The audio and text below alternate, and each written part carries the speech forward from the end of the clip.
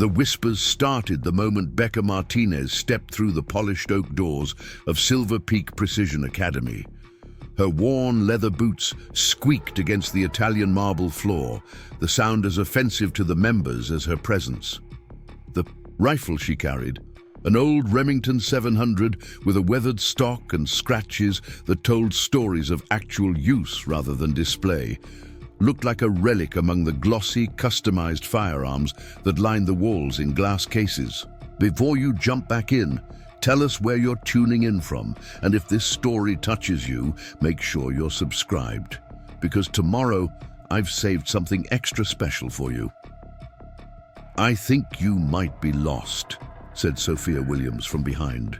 The sleek reception counter, her platinum blonde hair pulled into a tight bun, her smile not quite reaching her eyes. "The public range is about 20 miles down the valley."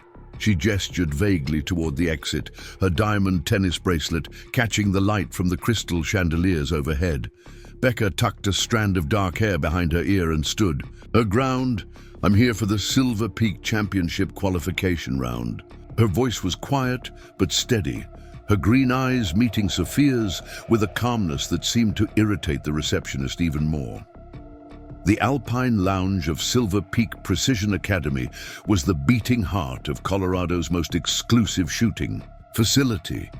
Situated just outside Aspen, where the mountain air carried the scent of pine and privilege, it was where tech billionaires and hedge fund managers came to play with firearms that cost more than most people's cars. Membership required a $50,000 annual fee, a $5,000 initiation payment, and, unofficially, the right connections, the right background, and the right look.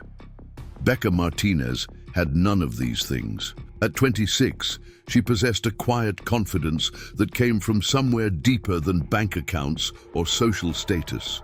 Her olive green canvas jacket had seen better days, and her jeans bore the honest stains of work at her uncle's auto repair shop. Her Remington 700 had been her grandfather's, passed down with reverence and a history that the polished members of Silver Peak could never understand. "Qualification round?" Sophia's perfectly shaped eyebrows arched high. She tapped manicured nails against her tablet. "I don't see a Rebecca Martinez on our list." She made a show of scrolling, though her eyes barely glanced at the screen. "Are you staff? Perhaps you're here for the catering team." The sound of laughter drew Becca's attention to a group gathered near the stone fireplace.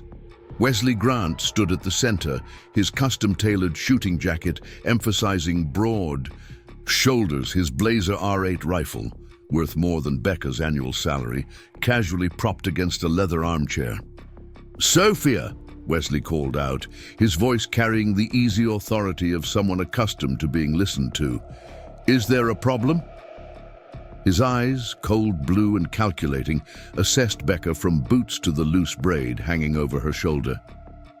"This person says she's here for the qualification round," Sophia replied, emphasizing person as if Becca's humanity was in question. Wesley approached, followed by his entourage. Ryan Porter, whose family owned half the real estate in Maine, Aspen, snickered behind his hand.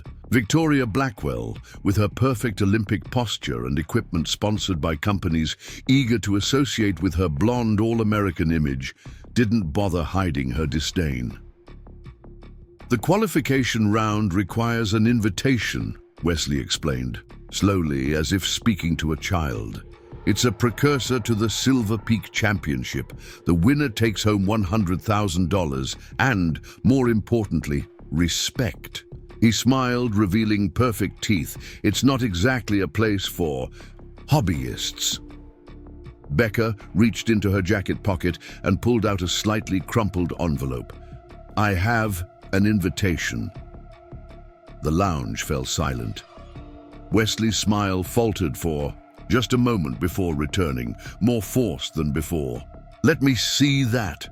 He snatched the envelope from her hands, examining the silver-embossed logo of the Academy. His eyes narrowed as he read the contents, then looked up at Becca with new suspicion. "This is signed by Director Hayes himself," Wesley said, his voice tight. How exactly did you get this? Becca took the invitation back, careful not to wrinkle it further. My grandfather was Jacob Martinez. He served with Director Hayes in the 10th Mountain Division. A ripple of murmurs spread through the gathering crowd. Jacob Martinez was a name some recognized, a legendary marksman from another era, before shooting became a pastime for the wealthy elite. Jacob Martinez. Victoria stepped forward, her voice dripping with skepticism, that Jacob Martinez would never have used. She gestured at Becca's rifle. Such outdated equipment. This was his, Becca said simply, resting her hand on the worn stock with a reverence that momentarily silenced Victoria. Wesley exchanged glances with Ryan, who shrugged and took a sip from his crystal tumbler of whiskey. Well, Wesley finally said, his tone shifting to one of amused condescension, I suppose charity cases are good publicity. Director Hayes always had a soft spot for veterans' causes. Should we get her a participation trophy now or later? Ryan asked loudly, generating laughter from the growing audience of members who had sensed entertainment brewing. Sophia reluctantly processed Becca's invitation, her smile tight as she handed over a competitor's badge.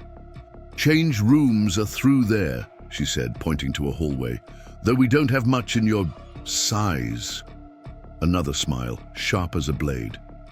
Becca nodded and moved toward the hallway, the weight of stairs heavy on her back. The whispers followed her. Speculation about her background, mocking comments about her clothes, bets on how quickly she would fail.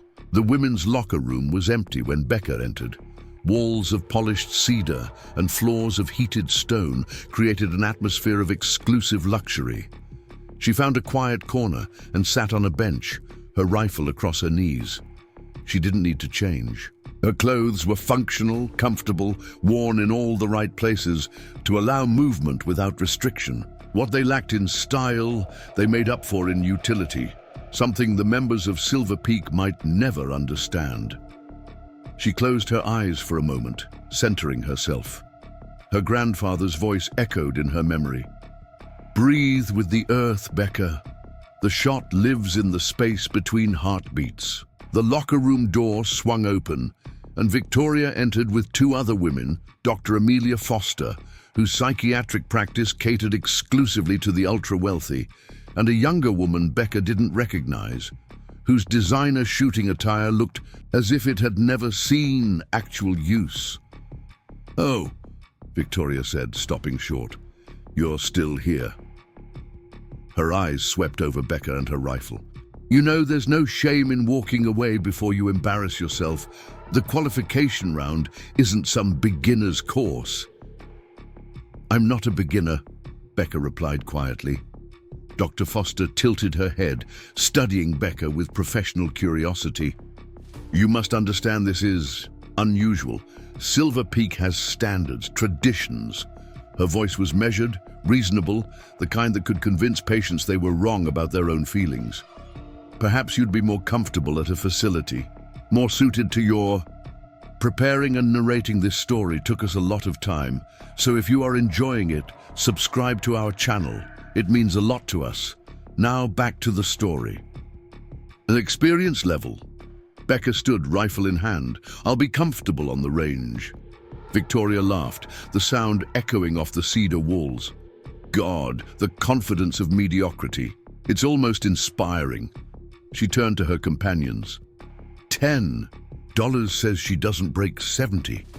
20 says she doesn't make it through all the stations, the younger woman added.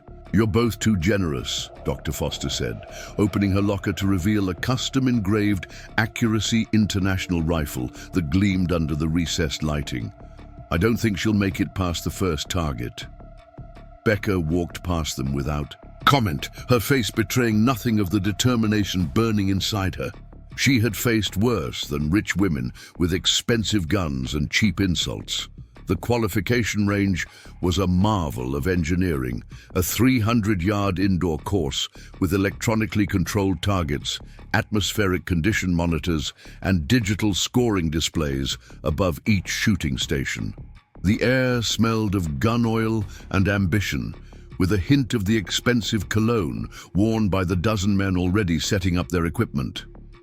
Director Colton Hayes stood at the far end, his ramrod-straight posture and vigilant eyes betraying his military background, despite the expensive suit he wore. When he spotted Becca, something flickered across his weathered face. Recognition, perhaps, or memory. "Ms. Martinez," he called out, his voice carrying across the range with practiced authority. "A moment, please." Conversations paused as Becca made her way toward the director. Wesley and Ryan exchanged smirks, clearly expecting her to be sent away. "Sir," Becca said simply when she reached him. Hayes studied her face, then the rifle she carried. "Jacob's old Remington," he said quietly. "He used to call it Consequence." Becca nodded. "He said every shot has one." A ghost of a smile touched Hayes's lips. "Your grandfather was a fine soldier and an exceptional marksman." His voice lowered. "He was also my friend, but I can't show favoritism here." "I'm not asking for any," Becca replied. Hayes nodded sharply. "Good, because you won't get any. These people," he glanced around the range, "they won't make this easy for you." "I know. The qualification has 5 stations, varying distances. Top 8 scores move on to tomorrow's championship round." Hayes hesitated, then added, "Jacob would be proud to see you here, whether you make it or not." As Hayes moved away to prepare for the start of the qualification, Michael Chen, one of the range instructors, approached Becca.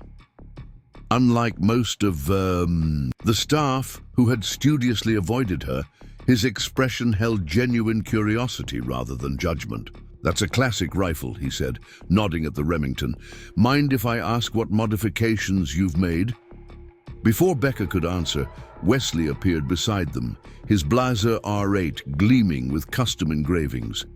"Chen, stop fraternizing with the help. Some of us need actual instruction." He turned his cold gaze to Becca. "Station 4 for you, I believe. Try not to damage the equipment when you inevitably miss." Mike Chen's jaw tightened, but he maintained his professional demeanor. "Mr. Grant, I'll be with you shortly." He gave Becca an apologetic look before moving away. Station 4 placed Becca directly between Wesley at Station 3 and Victoria. At Station 5, a deliberate positioning that didn't escape her notice. She would be shooting with the center spotlight on her, visible to everyone, with the club's top competitors on either side for direct comparison. As she set up, methodically checking her rifle and arranging her minimal equipment, the commentary continued around her. "Did you see what she's wearing?" a voice stage whispered. "Probably couldn't afford the membership fee for a day, let alone a year," another responded. "I heard she's only here because her grandfather knew Hayes. Charity case." "That rifle belongs in a museum, not a precision range."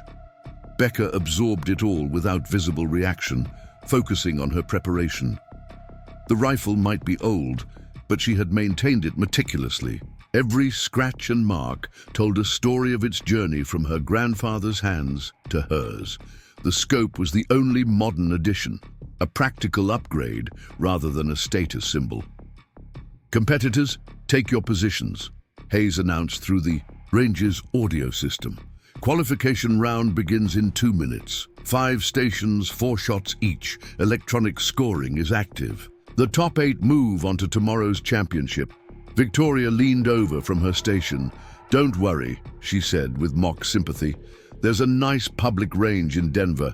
I think they even have a ladies' night special on Tuesdays." Wesley chuckled from her other side. $20 says she doesn't hit the paper on her first shot. Any takers?"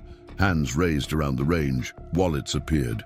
The betting pool quickly grew, all centered on various ways Becca might fail. No one, not a single person in the entire facility, placed money on her success. The digital timer counted down. Becca settled into position, her breathing steady, her focus narrowing to the task at hand. The first target appeared at 100 yards, a warm-up distance for experienced shooters. Wesley fired first, the report of his rifle sharp and authoritative. The digital display above his station flashed. 10, 3, nearly perfect center. "That's how it's done," he announced to no one in particular. Victoria followed with similar precision. 10, 2. She didn't comment, but her smirk said everything. When Becca's turn came, the range fell unusually quiet. Even those not participating had gathered to watch what they anticipated would be a humiliating failure. She took her time, adjusting her position minutely, her cheek welded to the stock, her breathing slowing as she found her natural respiratory pause. She squeezed the trigger. The digital display flashed. 10, 5. Perfect center.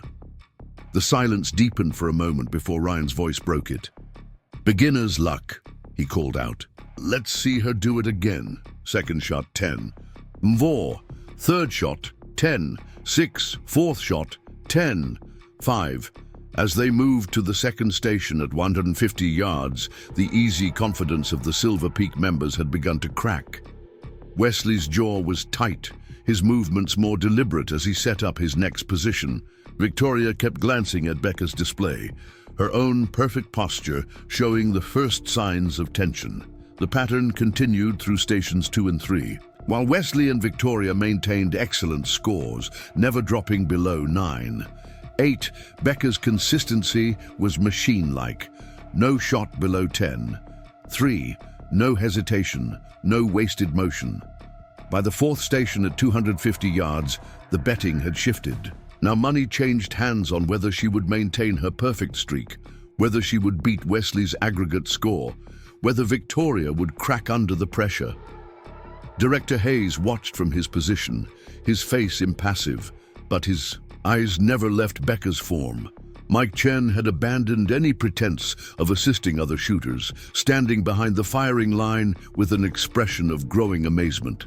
The fifth and final station loomed at 300 yards, the distance that separated casual shooters from true marksmen. The air in the range had changed, the earlier mockery replaced by a tense anticipation that seemed to press against the walls. Wesley approached Becca as they prepared for the final station.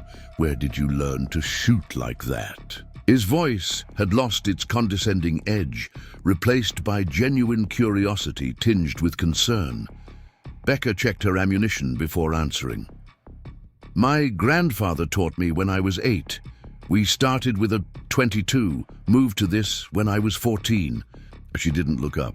"He said talent means nothing without practice. And you've practiced. Every week for 18 years. Now she met his gaze. "While you were buying custom rifles, I was learning to shoot in all conditions with one rifle." Wesley's expression hardened again. "Well, 300 yards is where the real shooters prove themselves. Let's see if Grandpa's lessons hold up." He stalked back to his station. The final station began. The target at 300 yards looked impossibly small, affected by subtle air currents that could push a bullet off course by millimeters, the difference between a perfect shot and merely an excellent one. Wesley fired his sequence. 9, 8, 9, 9, 10, 0, 9, 9. A superb performance that generated appreciative nods from the spectators. Victoria followed.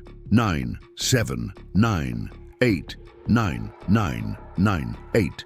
Slightly less consistent, but still indicative of championship-level skill. When Becca's turn came, the range fell completely silent. Even the betting had stopped. All eyes were on the unassuming woman, in the worn jacket, holding the old rifle with the confidence of someone who had nothing to prove and yet everything to demonstrate. First shot, 10. 8. A murmur rippled through the crowd. Second shot, 10. 7. Victoria's hand tightened on her rifle. Third shot, 10. 9. Wesley's face drained of color. Before her final shot, Becca closed her eyes for just a moment. In her mind, she could see her grandfather standing behind her on the makeshift range they'd built on family land. his patience infinite as he taught her to respect both the weapon and the responsibility it represented. "Remember, Becca," he'd told her, "a true shot comes from the heart, not just the hands." She opened her eyes, exhaled smoothly, and squeezed the trigger. The display flashed, 11-0, a perfect bullseye, as mathematically center as the electronic system could measure, something the range's staff would later confirm had never been recorded in Silver Peak's history. The final aggregate scores appeared. On the main display, Wesley Grant, 98. 7 Victoria Blackwell, 98. 2 Rebecca Martinez, 104. 4. The silence that followed was absolute. No one moved, no one spoke. The impossible had happened, and none of the wealthy, privileged members of Silver Peak Precision Academy had a script for this moment. Director Hayes was the first to break the stillness. He walked to Becca's station, his face solemn, but his eyes bright with something that might have been pride. Without a word, he extended his hand. When Becca took it, he covered her hand with both of his. "Jacob always said you were better than him," Hayes said, his voice rough with emotion. "I didn't believe him until now."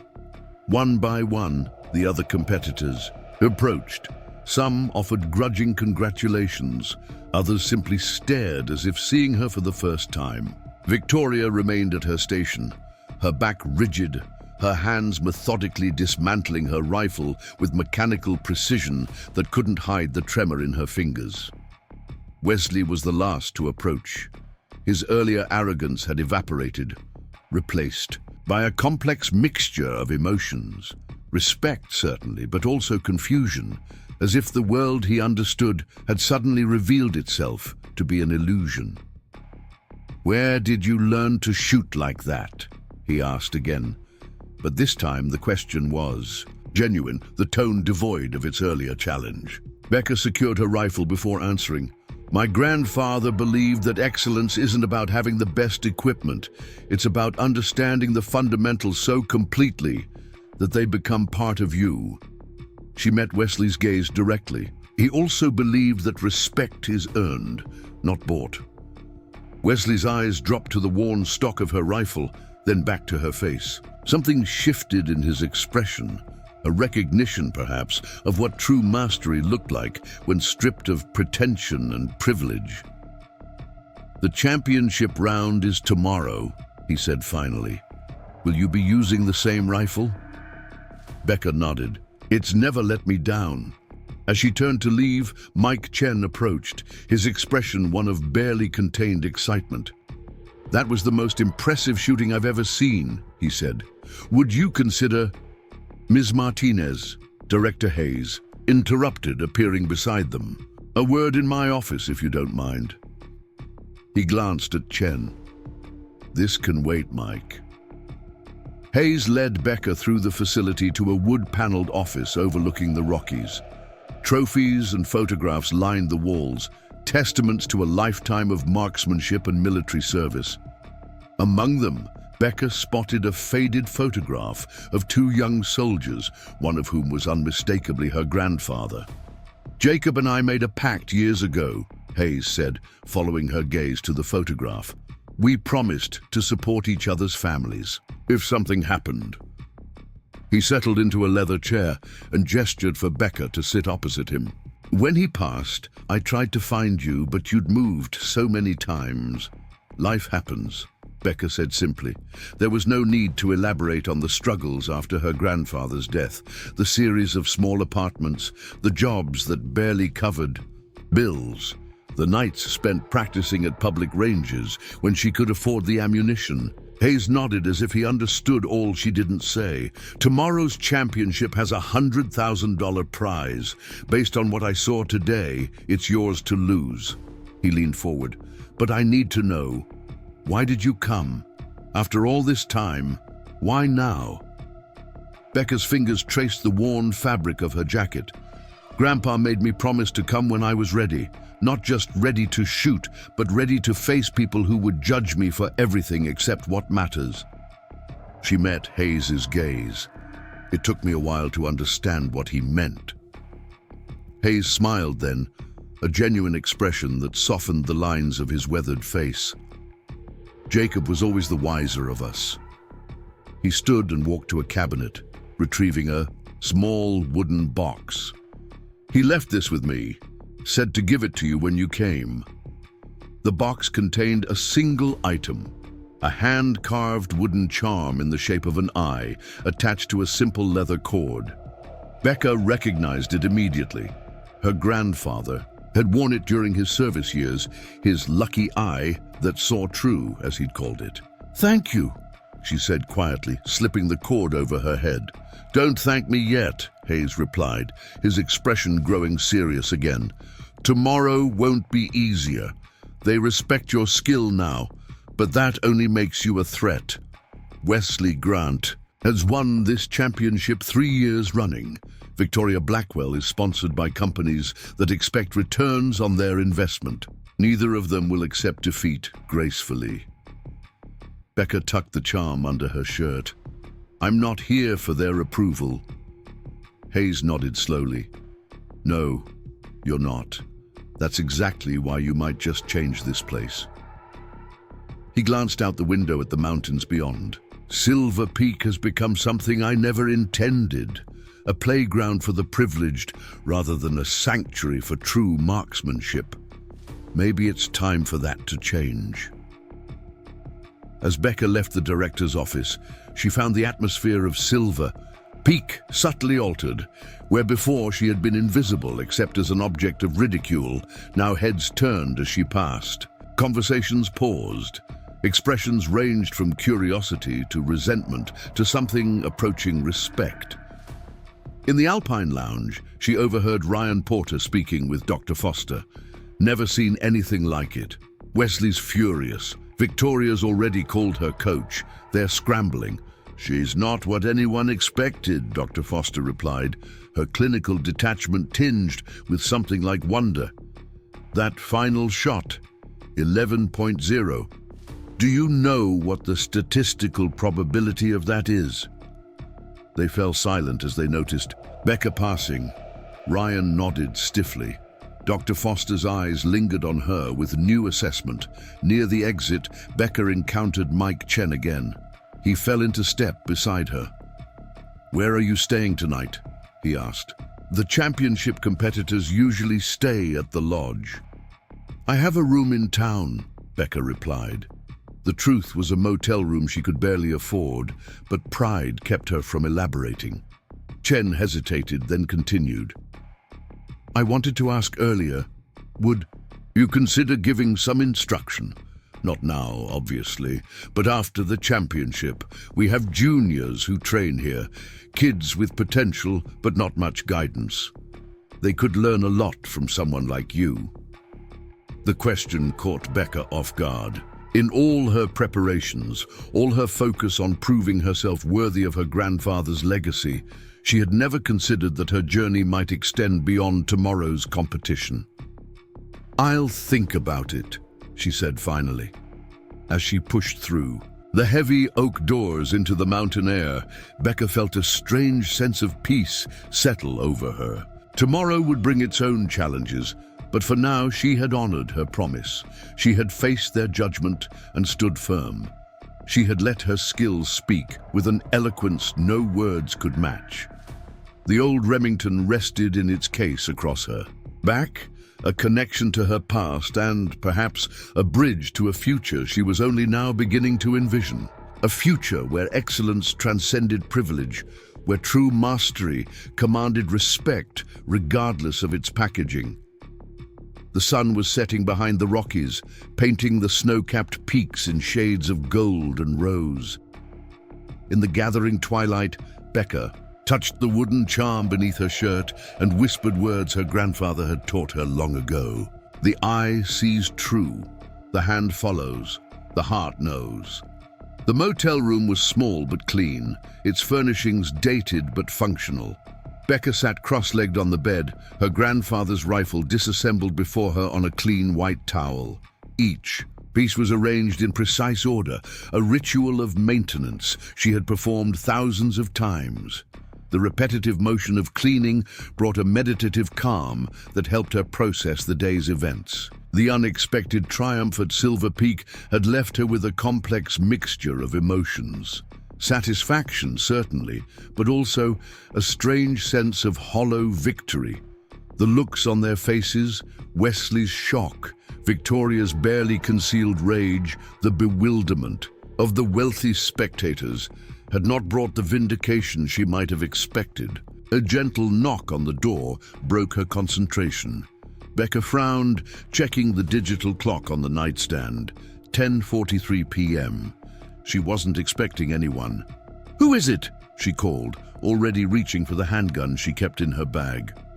"Mike Chen, from Silver Peak," came the reply. "Sorry about the hour. I can come back tomorrow if..." Becca opened the door, leaving the security chain engaged. Mike stood in the fluorescent glow of the motel's exterior lighting, holding a sleek black case. "How did you find me?" she asked. Mike had the grace to look embarrassed. "Hayes mentioned you were staying in town. There aren't many motels in Pine Valley. I tried 3 before this one." He lifted the case slightly. "I brought something I thought might help tomorrow." Curiosity overcame caution. Becca closed the door to remove the chain, then reopened it fully. "Come in." Mike entered, his eyes immediately falling on the disassembled rifle. He smiled. "Should have known you'd be prepping." He placed his case on the small table by the window. "The championship tomorrow isn't just distance shooting. There are stages with time pressure, position changes, environmental factors." "I know," Becca said, returning to her spot on the bed. "I read the rule book." "Of course you did." Mike nodded. "But what the rule book doesn't tell you is how they'll try to throw you off. Wesley has won 3 years running, not just because he's a good shot, but because he knows how to work the system and the judges." Becca's hands continued their methodical work, reassembling her rifle with practiced efficiency. "Why are you telling me this?" Mike was silent for a moment, watching her hands move with precise confidence over the weapon. "Because what I saw today was real skill. Not bought, not sponsored, not backed by family connections or expensive training camps." He opened his case, revealing a sleek laptop and several external drives. "I've recorded every championship round for the past 5 years. Training material for my students." He set up the laptop facing Becca. "I thought you might want to see what you're up against." Becca's fingers paused on her rifle's bolt. The offer was unexpected, a genuine gesture of support when she had prepared herself to face the championship alone. "Why help me?" Mike's expression turned serious. "Before Silver Peak became..." He gestured vaguely, encompassing all that the exclusive club represented.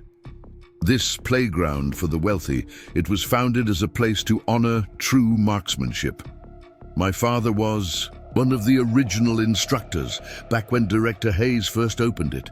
A hint of bitterness crept into his voice. "Now I spend most of my time teaching entitled dilettantes how to look good, holding weapons they don't respect." He started the first video, showing Wesley during the previous year's championship. "Watch his preparation routine. It's psychological. Warfare as much as shooting." For the next hour, they studied the footage. Wesley's technique was flawless, but Becca noticed the subtle gestures toward opponents, the casual comments timed perfectly to disrupt concentration, the way he positioned himself to cast a shadow across another competitor's line of sight, all seemingly accidental but undeniably effective. Victoria's approach was different but equally calculated. Her pre-shot routine involved unnecessarily loud equipment checks and exaggerated breathing exercises that somehow always seemed to create disruptive sounds just as others were about to fire. "They're not just good shots," Mike concluded, closing the final video. "They're experts at getting inside their competitors' heads." Becca finished reassembling her rifle, the familiar weight of it in her hands a comfort. "My grandfather used to say that the loudest distractions are the easiest to ignore. Mike smiled. Smart man. But there's one more thing you should know. He hesitated, then continued. There's a reason Hayes put the invitation where Jacob would find it. Silver Peak is in trouble. Financial trouble? With those membership fees? Different kind of trouble. Hayes is losing control of the board.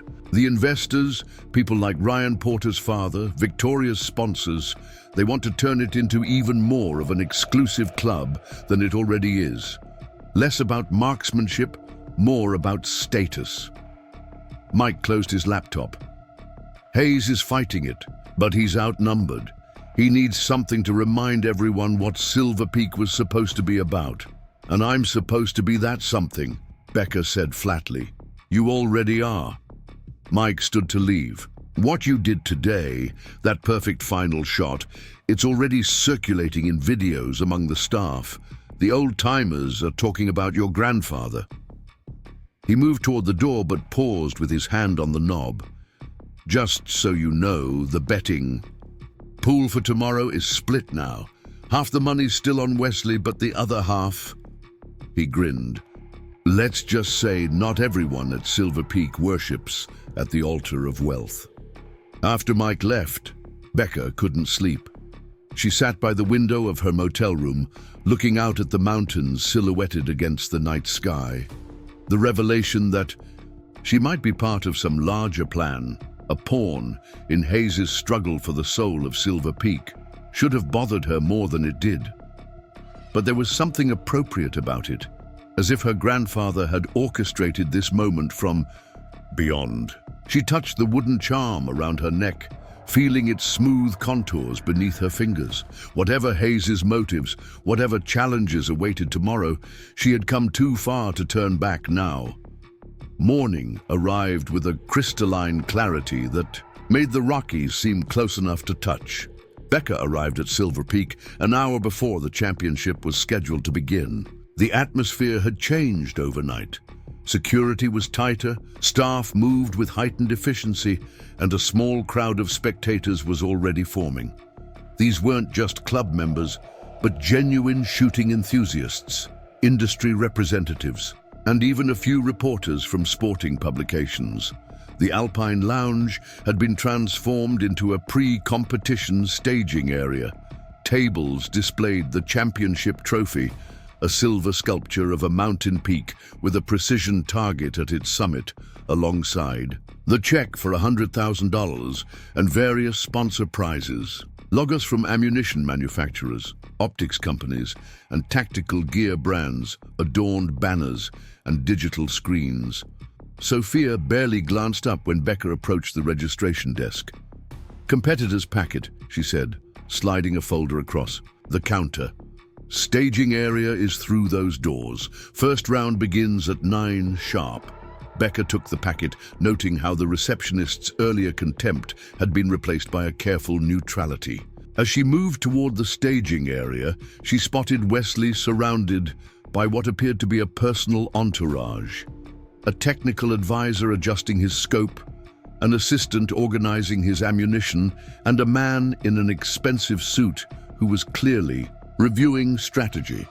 There she is, Wesley said loudly as Becca passed, the dark horse. His tone was jovial, but his eyes were cold with calculation. Sleep well in your... He paused deliberately. Accommodations. Becca didn't break stride. Perfectly, thanks. Victoria was already at her assigned preparation table, her equipment arranged with military precision. She didn't look up when Becca took the table next to hers, a deliberate snub that spoke volumes about her mental state. Dr. Amelia Foster approached, her clinical gaze assessing Becca with new interest. Fascinating performance yesterday, she said, her voice carrying the detached curiosity of a scientist observing an experiment. I've been analyzing your technique. Your breathing pattern is unusually consistent. Thank you. Becca wasn't sure if this was meant as a compliment or another form of psychological probing. Oh, it's remarkable. Dr. Foster leaned closer, lowering her voice. Victoria has been under my professional care for performance anxiety, breathing techniques, visualization exercises, the works. Her smile didn't reach her eyes. I've instructed her to focus on your rhythm today, to disrupt it if possible. Just thought you should know. Before Becca could respond, the doctor glided away, leaving a subtle threat hanging in the air. The message was clear. Yesterday's qualifications had been a surprise, but today the elite of Silver Peak would be prepared. Director Hayes appeared on the staging area's central platform, commanding attention with his military bearing. Competitors, welcome to the Silver Peak Championship. His voice carried without effort, a skill honed through years of command. Today's competition consists of 4 stages, each testing different aspects of precision marksmanship. He outlined the stages: long-distance precision, rapid acquisition, environmental adaptation, and finally, the Champion's Challenge, a combined test of all skills under maximum pressure. The top 4 scorers from the first 3 stages would advance to the final challenge. Remember, Hayes concluded, his eyes sweeping across the 8 qualifiers, true marksmanship is about more than hitting targets. It's about discipline, focus, and respect for your weapon, your competitors, and yourself. Wesley scoffed quietly from his position, just loud enough for those nearby to hear. Several of his supporters chuckled. The first stage took place on the long-distance range, a 500-yard course with targets of diminishing size. Each competitor would fire 10 shots, with scoring based on accuracy and consistency. The electronic scoring system would track not just hits, but exact placement within the target rings. The shooting order was determined by qualification rankings, placing Becca first, followed by Wesley, then Victoria. As Becca approached the firing position, she was acutely aware of the silence that fell over the spectators. Yesterday's performance had transformed her from an object of ridicule to a focus of intense curiosity. She set up methodically, laying out her limited equipment with the same care she had shown in her motel room. No technical advisor, no assistant, just herself, her rifle, and the discipline instilled by years of practice. The wooden charm around her neck remained hidden beneath her shirt, a private talisman. From the corner of her eye, she could see Wesley's team watching her, analyzing her every movement. Victoria had positioned herself where her shadow occasionally flickered across Becca's peripheral vision, a subtle distraction technique that might have worked had Becca not been prepared for it. "Range is hot," the range officer announced. "Competitor 1, you may begin when ready." Becca settled into position, finding her natural point of aim. The familiar weight of the rifle against her shoulder, the smooth curve of the stock against her cheek, these were constants in a world that had suddenly become unpredictable. She drew a deep breath, allowing her body to sync with the weapon. Her first shot broke the silence with authority. The digital display registered 10, 4. Excellent, but not exceptional. Becca adjusted minutely, compensating for a slight crosswind she felt rather than saw. Second shot, 10, 7. A rhythm established itself. Breathe, aim, squeeze, follow through.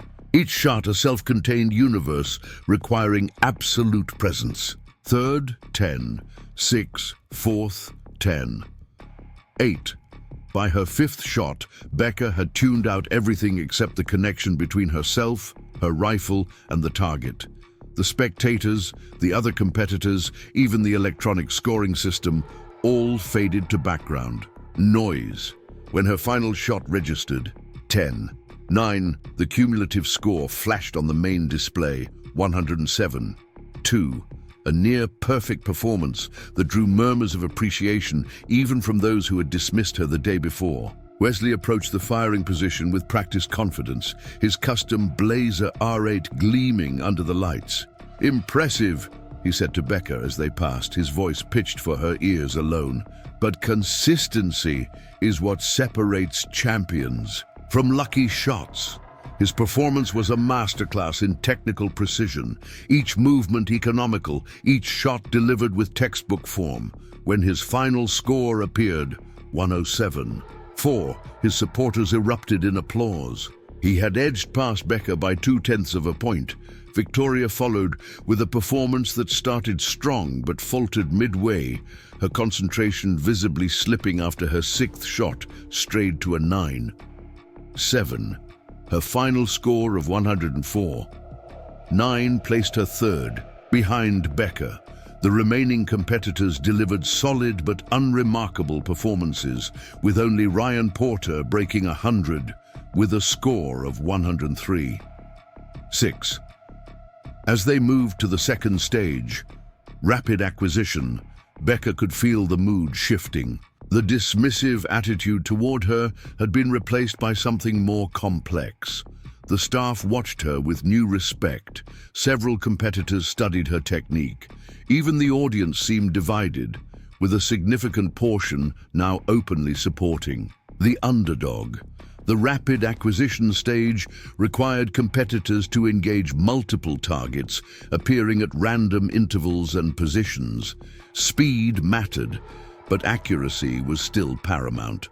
This stage favored those with tactical training or competition. Experience, attributes the wealthy members of Silver Peak purchased through private coaching and specialized courses. Wesley excelled here, his movements fluid and decisive as he transitioned between targets. His final score of 98-3 set a benchmark that seemed untouchable. Victoria, recovering her composure, delivered a strong 95-7. When Becca's turn came, the pressure was tangible.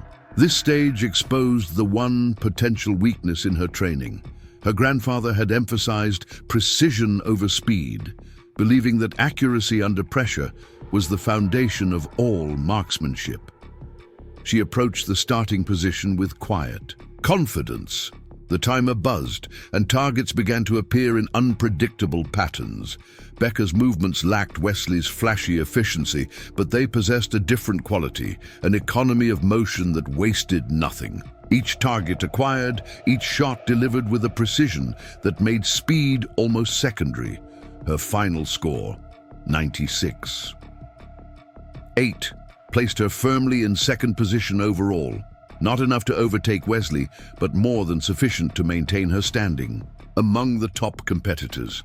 As they broke for a short intermission before the third stage, Mike Chen appeared at Becca's side, offering a bottle of water. "You're holding your own," he said, his voice low. "Wesley's getting nervous. I can see it in his prep routine. He's rushing." Becca accepted the water gratefully. Victoria seems to have recovered. Don't be fooled.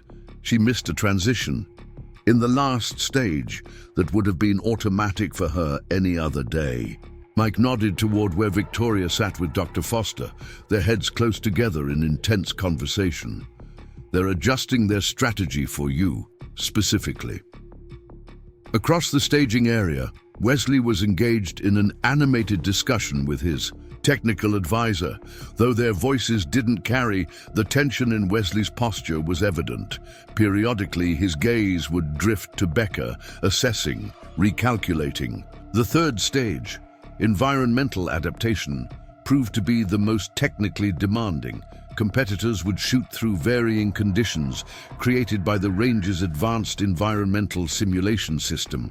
Wind patterns would shift, lighting would change, and even the firing platform itself would subtly alter position between shots. This stage separated instinctive shooters from those who relied heavily on technology and calculations.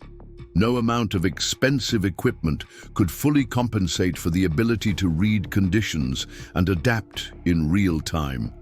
Victoria went first in this round, her approach methodical as she attempted to calculate each environmental shift before firing. While technically sound, her performance lacked fluidity, resulting in a respectable but not outstanding score of 92-4. Ryan Porter followed with a surprisingly strong showing, his score of 94. One demonstrating why he had qualified despite his playboy reputation. The remaining competitors delivered mixed performances with scores ranging from 88, 7 to 91. 3. Wesley approached the stage with the confidence of a defending champion. His technical advisor had provided detailed notes on the environmental systems, patterns from previous championships, an advantage of wealth that manifested in his prepared adjustments for each condition. His resulting score of 95. 8 reinforced his position at the top of the leaderboard. When Becca's turn came, she carried no notes, relied on no technical advisor. Instead, she took a moment at the firing position to simply feel the environment. The subtle air currents against her skin, the quality of light, the minute vibrations through the platform. Her grandfather had taught her to shoot in mountain valleys where wind swirled unpredictably, in rain that obscured targets, in the fading light of dusk when shadows played tricks on the eyes. Nature doesn't give you perfect conditions, he told her, so perfect conditions aren't where you learn to excel. Her first shot coincided with a simulated wind gust that would have pushed most bullets off center.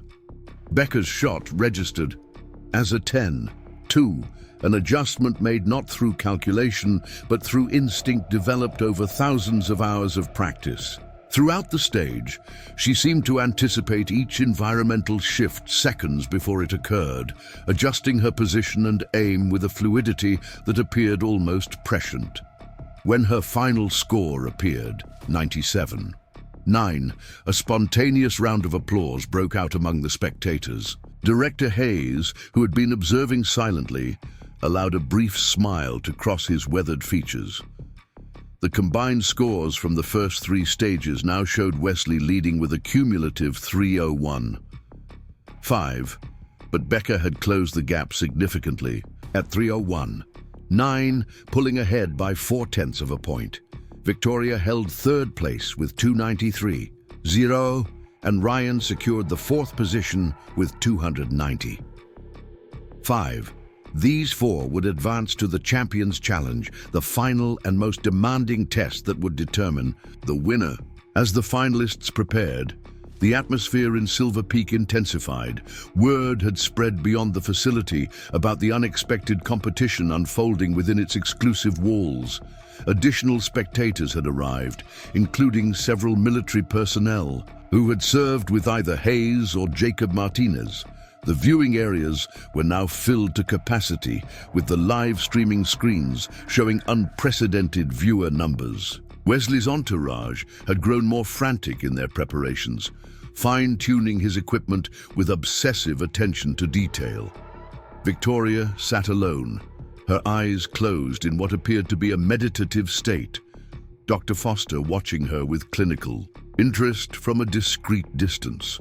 Ryan seemed almost relaxed, as if making the finals had already exceeded his expectations. Becca maintained her routine of methodical preparation, but now she did so under the watchful eyes of dozens of spectators. Some studied her technique with professional interest. Others seemed drawn to the story unfolding before them, the unassuming. Outside her challenging Silver Peak's established order, Mike Chen approached one last time before the final stage. "Whatever happens now," he said quietly, "you've already made history here." Becca nodded her acknowledgement, but remained focused on her preparation. This wasn't about making history or proving points. It was about honoring a promise and a legacy. The Champions Challenge combined elements from all previous stages into a comprehensive test of marksmanship. Competitors would engage targets at varying distances under changing conditions, with time pressure that increased as the stage progressed. The course culminated in what was known as the impossible shot, a target placed at 600 yards that required adjusting for multiple environmental factors simultaneously. Director Hayes addressed the finalists personally before the stage began.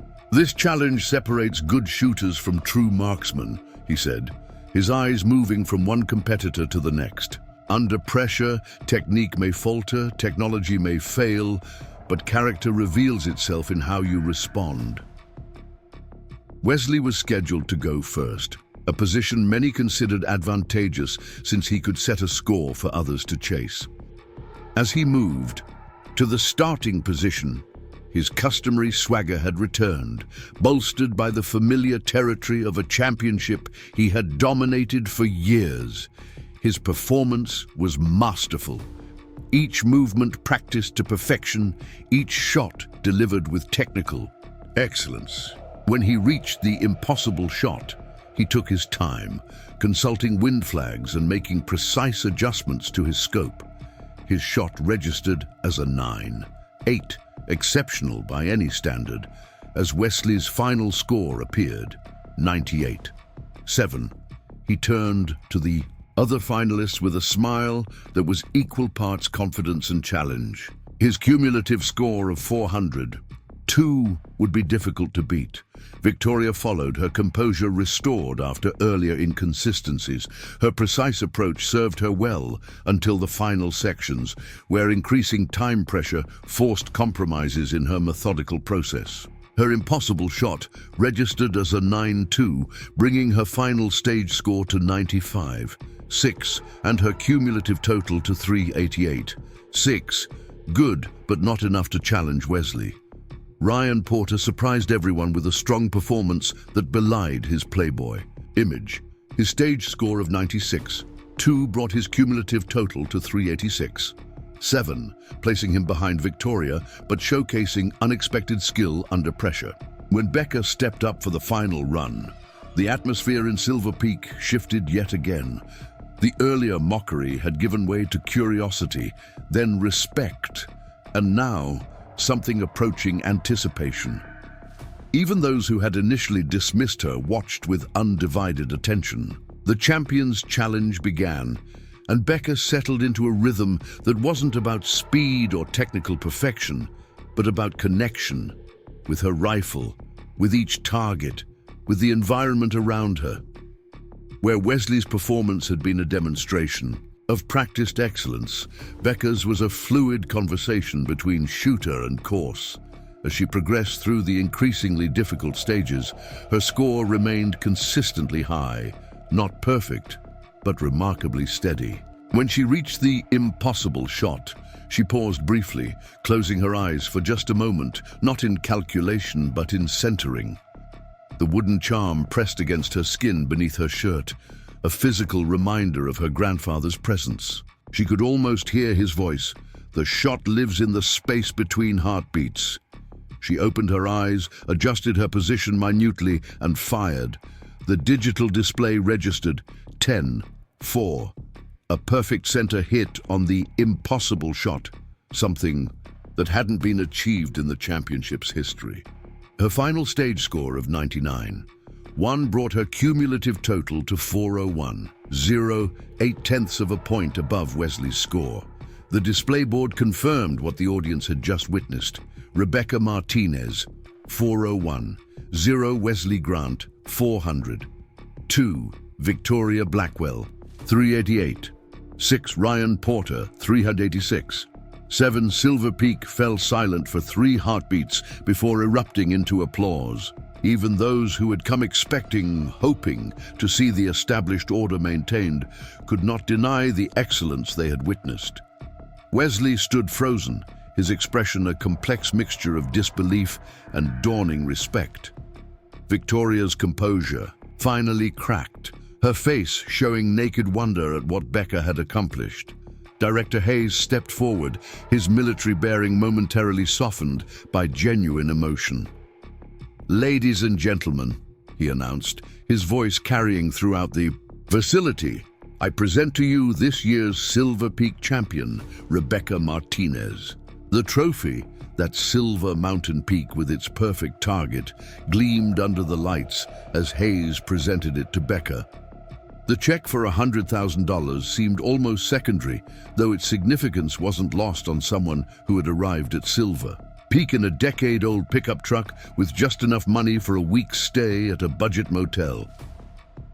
Your grandfather would be proud, Hayes said quietly, for her ears alone.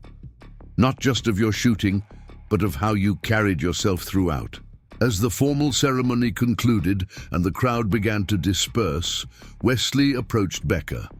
Gone was the condescension, the casual arrogance that had defined their earlier interactions. In its place was something more complex, a competitive respect that acknowledged her skill without diminishing his own ambition. That impossible shot, he said, shaking his head slightly. I've been trying to center it for 3 years. It's about feeling the shot, not just calculating it, Becca replied. Wesley nodded slowly. I'd like to learn that approach sometime, if you're willing to teach it.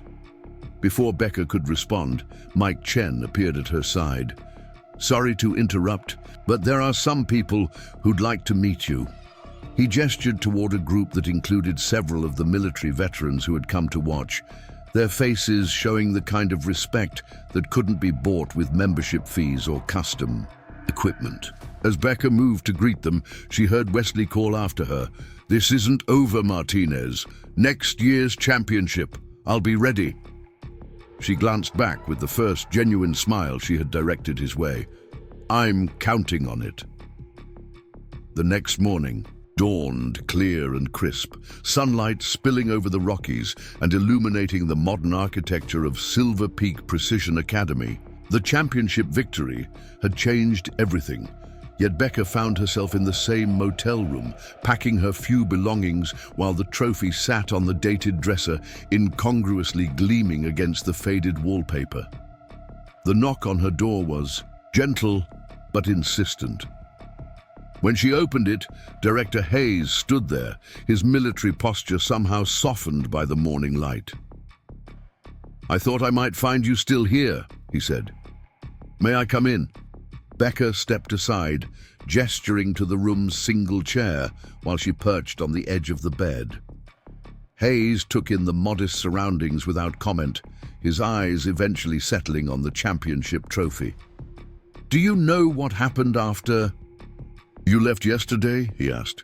Becca shook her head.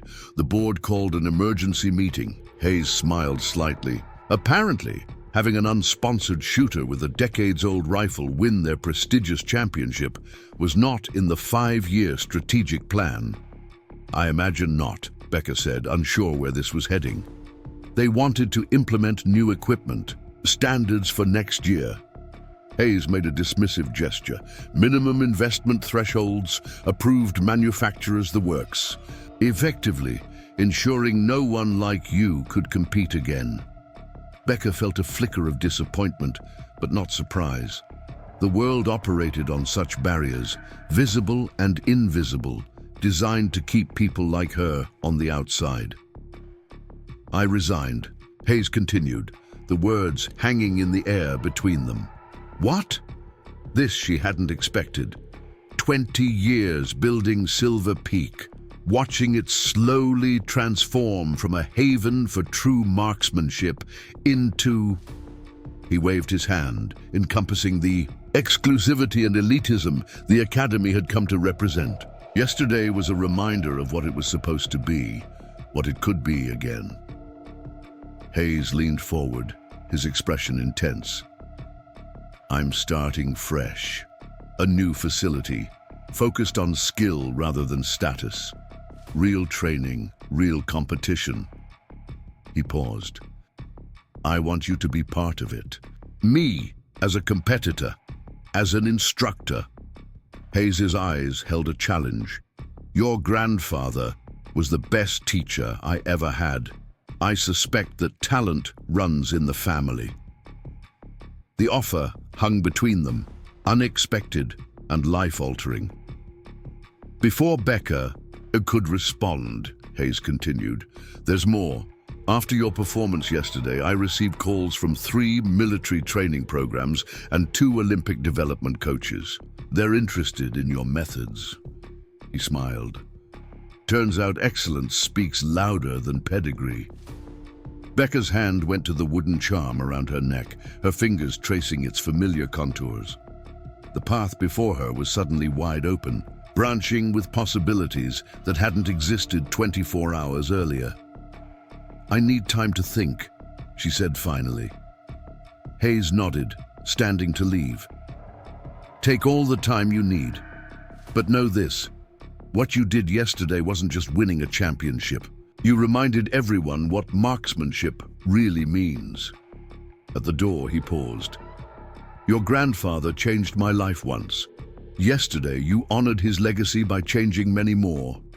After Hayes left, Becca sat for a long time, the trophy catching sunlight and casting prisms across the motel room walls. The championship purse would change her immediate circumstances. No more budget motels or counting pennies for ammunition. But Hayes's offer promised something more valuable: purpose. She was loading her belongings into her pickup when another vehicle pulled into the motel parking lot, a sleek SUV that seemed out of place among the economy cars and work trucks. Wesley Grant stepped out, looking almost unrecognizable in casual clothes rather than his competition attire. "Martinez," he called, approaching with none of his previous swagger. "Got a minute?" Becca closed her truck's tailgate, curiosity overcoming her instinct to leave without another encounter. "Grant, didn't expect to see you here." Wesley glanced at the motel, then back at Becca, discomfort evident in his stance. "I heard Hayes visited you this morning about his new venture." News traveled fast in these circles. "You heard right. I'd like to be part of it." The words came out in a rush, as if he'd been rehearsing but still couldn't make them sound natural. Not as an investor or board member or any of that, as a student. Becca's surprise must have shown on her face because Wesley continued quickly, "Look, I know how this sounds coming from me. Yesterday was humbling. I've spent years perfecting technique, buying the best equipment, training with supposedly the best coaches." He gestured toward her truck where her rifle case was visible. "And then you walk in with a rifle older than both of us and show everyone what real skill looks like." "It's not about the rifle," Becca said. "It's about—" "I know," Wesley interrupted. "That's exactly what I want to learn. Not just how to hit targets, but how to see them the way you do." There was an earnestness in his expression that stripped away the arrogance she had come to associate with him. "I'm not asking for special treatment, just a chance to start over, to learn the right way." Becca studied him for a moment, seeing beyond the expensive clothes and privileged background to something she recognized, the pure desire to excel that transcended all other considerations. "That's not my decision," she said finally. "It's Hayes's project. He said it was up to you." Wesley held her gaze, "Said you'd be setting the standards for the training program." Did. The responsibility of that statement settled on Becca's shoulders. If Hayes was truly giving her that kind of authority, her decisions would shape whatever this new venture became. "Why should I believe you've changed overnight?" she asked. "Yesterday, I was a joke to you." Wesley had the grace to look genuinely ashamed. "Not overnight. That final impossible shot, watching you connect with it when I've spent years trying to calculate it, that was the moment. But if I'm honest, it started during the qualifications." He shook his head slightly. "I've never seen anyone shoot with such presence." Presence," Becca repeated, considering the word. "Like you and the rifle were having a conversation, not just executing a process." Wesley's frustration at struggling to articulate what he had witnessed was evident. "Look, I'm not good at this, at admitting I was wrong or asking for help. But I want to understand what you know, what your grandfather taught you." The sincerity in his voice was difficult to dismiss. Becca found herself nodding slowly. "If Hayes is serious about this new facility, and if you're serious about learning, then yes, but understand something, no special treatment," Wesley finished for her. "I get it. and I accept it." "No," Becca corrected him. "Understand that this isn't about becoming a better competitor or winning more trophies. My grandfather taught marksmanship as a discipline of mind and spirit, not just hands and eyes." Wesley considered this, then extended his hand. "I'm willing to learn whatever you're willing to teach." As they shook hands, something shifted between them. Not friendship exactly, but a mutual recognition of the journey ahead. As Wesley turned to leave, he paused. "One more thing. Hayes mentioned he's looking at property for the new facility. I might know a place."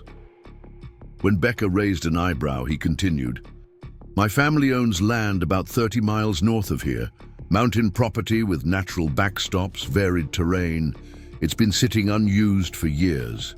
And you'd what? Donate it?" Becca's skepticism was evident. "Lease it. Fair market value." Wesley shrugged. "Just trying to be part of the solution, instead of the problem for once." After he left, Becca sat in her truck for a while, the championship trophy secured in the passenger seat, her rifle case behind her. The check was safely deposited, already transforming her financial reality. But the real change was in the possibilities that had opened before her.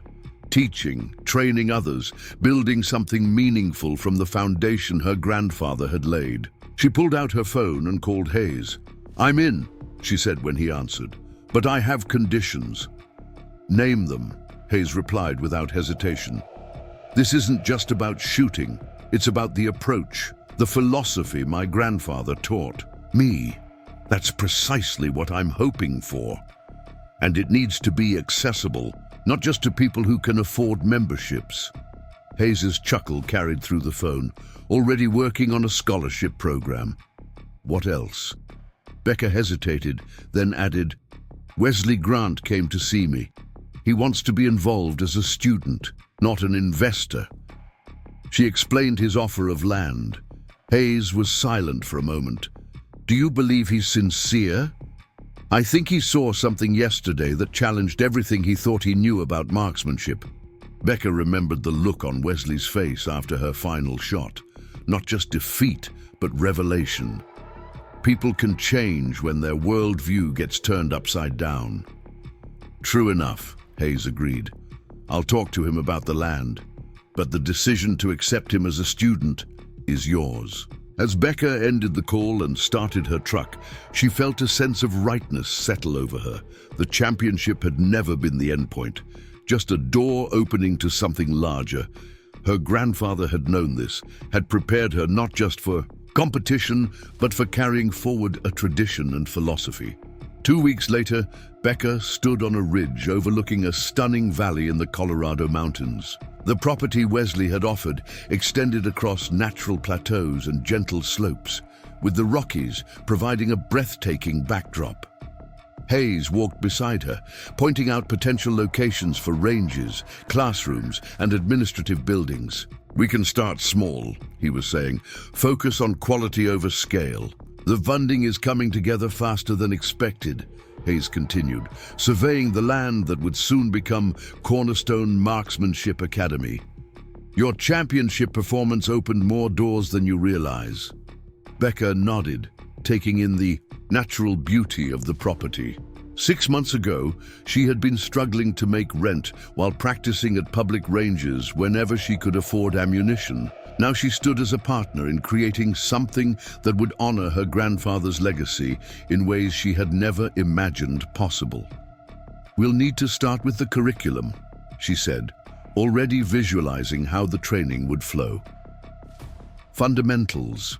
First, then progressive development, not just technical skills, but the mindset behind them." Hayes smiled at her enthusiasm. "I've scheduled meetings with contractors next week. By spring, we should have the first phase operational." He paused, his expression growing more serious. "There's something else we need to discuss. I received a call from the Olympic development team. They're interested in your methods, specifically for their precision shooting program." "My methods?" Becca raised an eyebrow. Word has spread about the unorthodox shooter who outperformed elite competitors with decades-old equipment and unconventional techniques. Hayes's eyes held a mixture of pride and amusement. They want you to consult with their coaches. The idea was simultaneously flattering and intimidating. I'm not sure I'm qualified for that, Becca admitted. What I know came from one man's teaching, not formal training programs. That's precisely what makes it valuable, Hayes countered. Your approach isn't clouded by conventional wisdom or technical dogma. It's pure, effective, and demonstrably superior. He gestured toward the valley. You can develop your curriculum here and share elements of it with their program. It would bring credibility to what we're building. As they walked back to Hayes's vehicle, Becca's mind was already organizing lessons, planning progressions, remembering her grandfather's patient guidance through her own development. The wooden charm around her neck seemed to warm against her skin, as if approving this new direction. One more thing, Hayes said as they reached the car. Victoria Blackwell requested a meeting. Becca stopped short. Victoria? Why? She didn't specify, just said it was important and personal. Hayes studied Becca's expression. I can decline on your behalf if you prefer.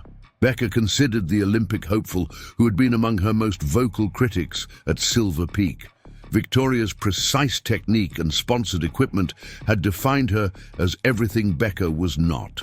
Polished, connected, groomed for success within the system. No, Becca decided. I'll meet with her. Neutral ground, though, not here.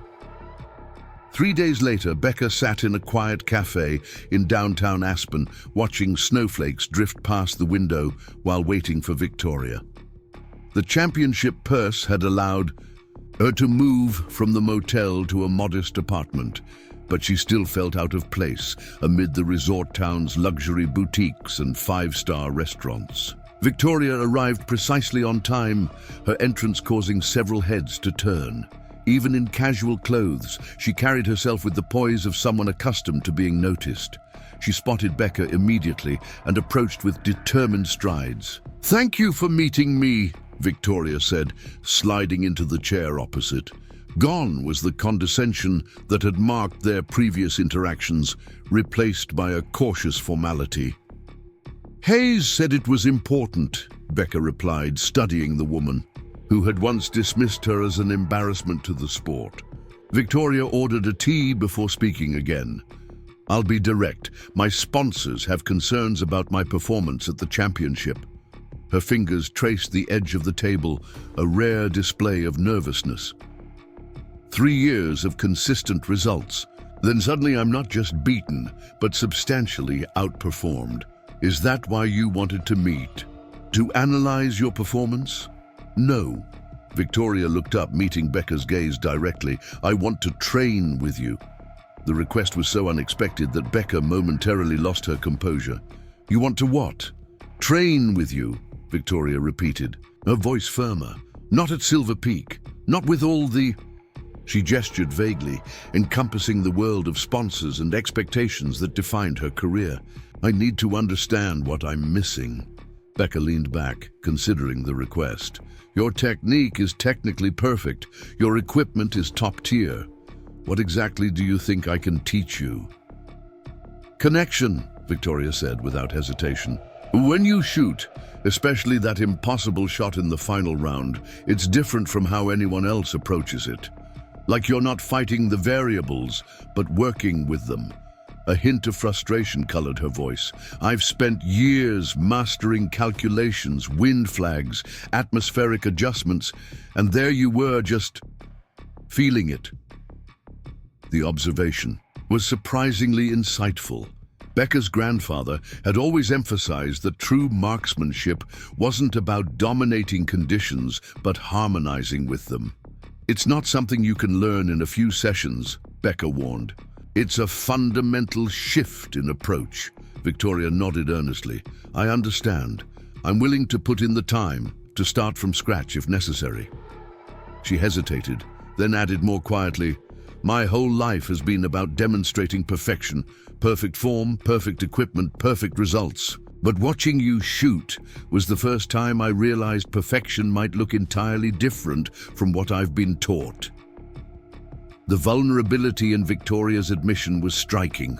Beneath the polished exterior and champion's confidence was someone confronting the possibility that her entire approach to excellence might be built on an incomplete foundation. Hayes and I are starting a new training facility, Becca said after a thoughtful pause. Cornerstone Marksmanship Academy. We're focusing on fundamentals and mindset first, technical skills second. She studied Victoria's reaction. If you're serious about this, that's where we'd start. And you'd be starting alongside everyone else. No special treatment. Everyone else? We already have a small group committed to the first training cohort. Some veterans, some beginners. Becca hesitated before adding, Wesley Grant among them. Victoria's eyebrows rose. Wesley, the same Wesley who thought he owned Silver Peak.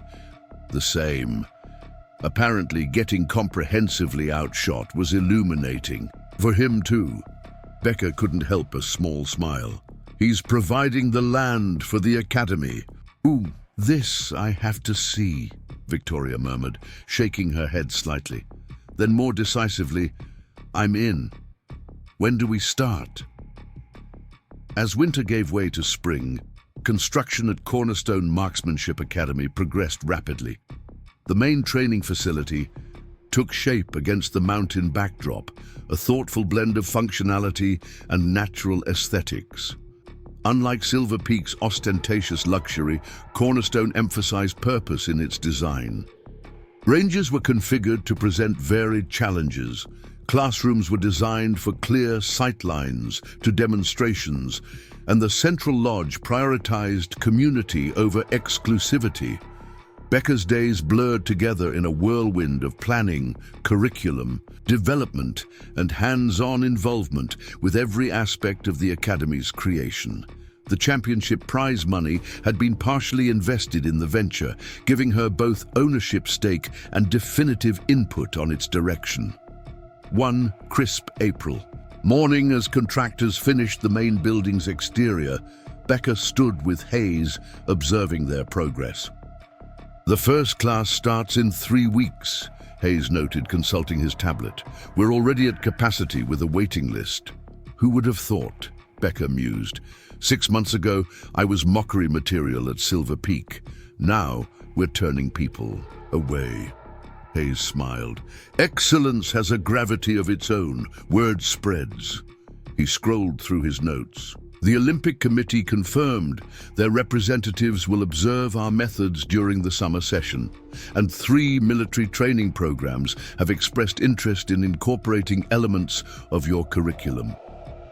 My curriculum, Becca repeated, still adjusting to the idea that her grandfather's teachings, filtered through her experience, had become something sought after by elite organizations. Your curriculum, Hayes confirmed. Speaking of which, are you ready for our first students? It's quite a mixed group. The inaugural class at Cornerstone represented a deliberate diversity. 4 veterans seeking to refine skills learned in service. 3 complete beginners with no prior shooting experience. 2 competitive shooters looking to elevate their performance. A wildlife photographer interested in improving his stability for long lens work. And, most surprisingly, Wesley. Grant and Victoria Blackwell, both having stepped away from their previous training regimens to start fresh. I think they're in for some surprises, Becca replied, thinking of the first week's lessons that emphasized mental preparation and philosophical approach before anyone would fire a single shot. Not everyone will have the patience for our methods. That's by design, Hayes reminded her. We're not trying to appeal to everyone. Just those willing to learn marksmanship as a discipline rather than a hobby or status symbol. Adut, the morning of Cornerstone's opening, found Becca in the main classroom before dawn, arranging chairs in a circle rather than the traditional rows. Her grandfather's rifle, the same one that had caused such dismissal at Silver Peak, was displayed prominently on a custom stand at the front of the room, not as a trophy but as a reminder of the lineage of knowledge they would be sharing. Students began arriving 90 minutes before the scheduled start time, evidence of their eagerness or anxiety, perhaps both. Wesley arrived first, dressed in simple clothing that bore no designer labels, a conscious departure from his previous image. Victoria followed shortly after, her usual entourage of coaches and assistants noticeably absent. "This is really happening," Victoria said, taking in the facility with appreciative eyes. "It's beautiful, but not at all what I expected." "Less glamorous than Silver Peak?" Wesley asked, a hint of his old challenging tone surfacing. "More authentic," Victoria replied thoughtfully, "like it belongs here instead of being imposed on the landscape."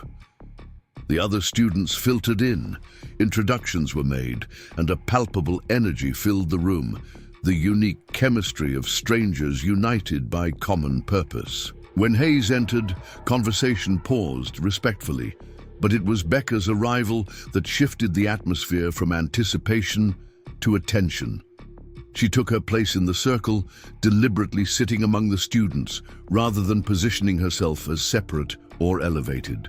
The wooden charm her grandfather had given her was visible today, worn outside her shirt as a tangible connection to the wisdom she was about to share. "Welcome to Cornerstone," she began, her voice quiet but carrying clearly. "You've all come here for different reasons, but you share a common interest in precision marksmanship. Before we begin, I want to clarify what that means in this academy." She gestured toward her grandfather's rifle. "That Remington was made in 1962.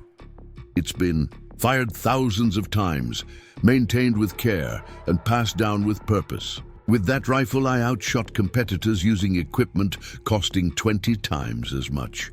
She let that statement settle. That wasn't luck or a fluke.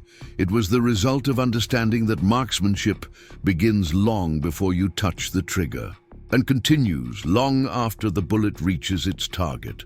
Wesley and Victoria exchanged glances, both recalling the championship where this truth had been demonstrated so decisively.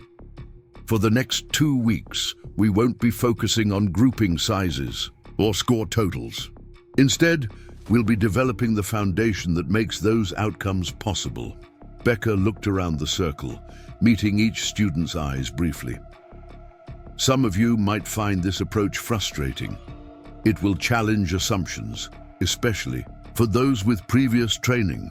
That's intentional." One of the veterans raised his hand. "Will we be shooting at all during the first session?" "Yes, but probably less than you expect," Becca answered honestly. "We'll be doing exercises in breathing, position sensitivity, natural point of aim, and mental discipline. The actual firing is just the culmination of those elements, not separate from them." She could see skepticism on some faces, curiosity on others. Wesley, surprisingly, appeared the most receptive, perhaps because his previous approach had been so definitively proven incomplete. "My grandfather had a saying," Becca continued. "Anyone can learn to hit a target. The challenge is becoming the kind of person who hits it consistently, under any conditions." She touched the wooden charm at her neck. "That's what we're really teaching here, not just the skill, but the character behind it." The first days unfolded according to this philosophy.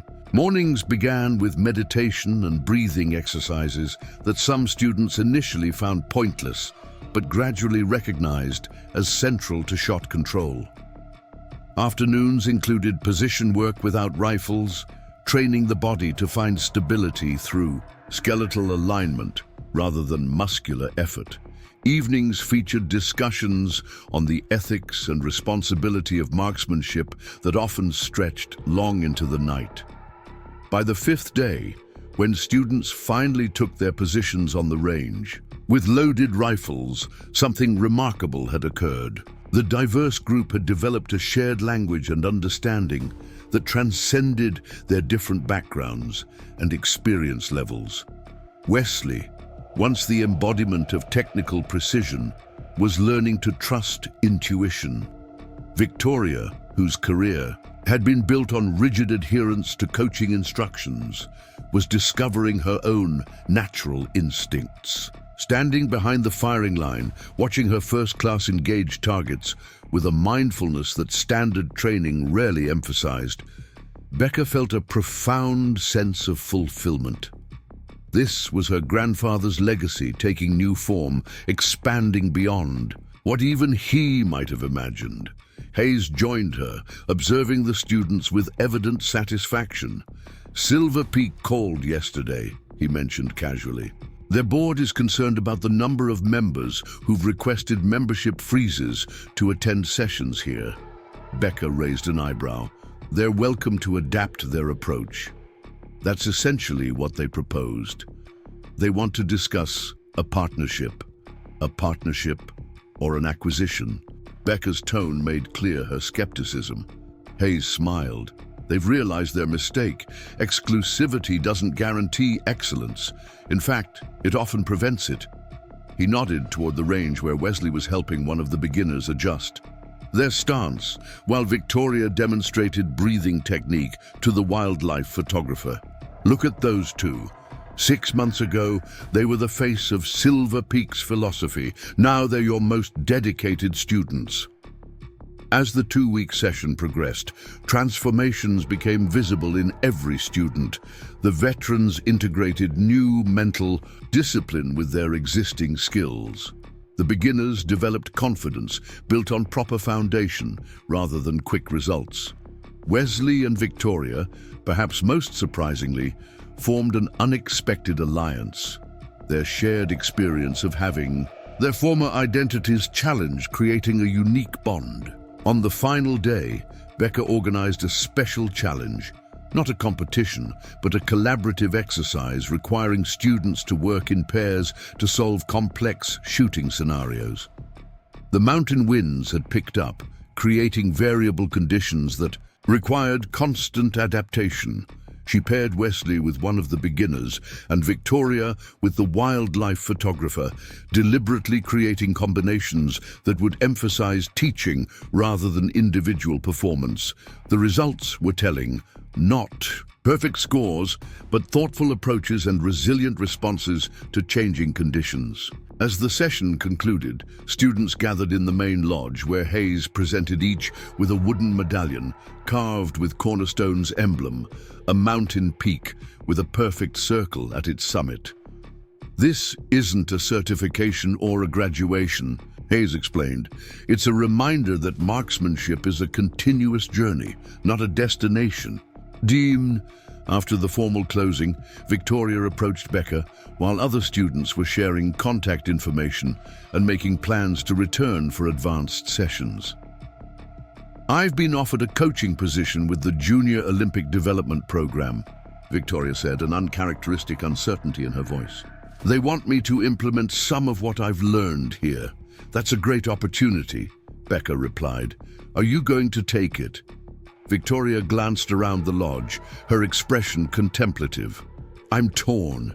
Part of me wants to continue what I've started here, but another part thinks maybe this is how your methods can reach more people." She met Becca's gaze directly. "What would your grandfather have advised?" The question caught Becca by surprise, touching on something deeper than shooting techniques or career decisions. "He believed knowledge that stays in one place stagnates," she said after a thoughtful pause. "But he also believed in teaching completely, not partially." Victoria nodded slowly. "What if I took the position but came back regularly? Became a bridge between these approaches?" "That sounds like something he would approve of," Becca smiled. "And so would I." Later, as the facility quieted and twilight painted the mountains in purple shadows, Becca found herself alone on the main range. She set up at the farthest firing position, her grandfather's rifle comfortable in her hands despite all the newer models now available to her. The wooden charm hung against her chest as she settled into position, her breathing finding its natural rhythm. The distant target, set at the impossible distance that had changed her life at Silver Peak, waited. In the gathering dusk, she didn't rush the shot. Instead, she allowed herself to appreciate the journey that had brought her here, from an outsider mocked for her appearance and equipment, to the founder of an academy already reshaping approaches to marksmanship across multiple disciplines. The shot, when it came, broke the silence with authority, perfect center as she knew it would be, not because she was incapable of missing, but because she had learned to recognize the moment when everything aligned. Breath, focus, position, purpose. As she lowered the rifle, she sensed, rather than saw, Hayes approach. "I just got word," he said quietly. "The military training program has officially adopted elements of your curriculum for their advanced sniper course. The Olympic Committee wants to expand our consultation beyond their precision shooting team to include their biathlon program." "My grandfather would have enjoyed that," Becca replied, picturing his quiet smile of approval. "This is just the beginning," Hayes continued. "What you've started here, what Jacob started, and you've carried forward, it's going to change how marksmanship is taught for generations." As darkness settled over Cornerstone Marksmanship Academy, Becca secured her rifle and looked out over the property that now embodied her grandfather's philosophy. The buildings were new, the approaches adapted for modern context, but the essential truth remained unchanged. Excellence wasn't about equipment or status, but about the integration of mind, body, and spirit in perfect harmony. The wooden charm seemed to warm against her skin as she whispered the mantra her grandfather had taught her long ago. The eye sees true. The hand follows. The heart knows. In the distance, lights began to appear in the valley below. The town, where she had once been an outsider, where Silver Peak had once been the unattainable pinnacle. How quickly things could change when excellence spoke louder than exclusivity. "We have applications for the next session to review," Hayes reminded her as they walked back toward the lodge, "including some from former Silver Peak instructors." Becca smiled at the irony. "Everyone's welcome to learn," she said, "as long as they leave their expectations at the gate." Up next, you've got 2 more standout stories right on your screen. If this one hit the mark, you won't want to pass. These up, just click and check them out.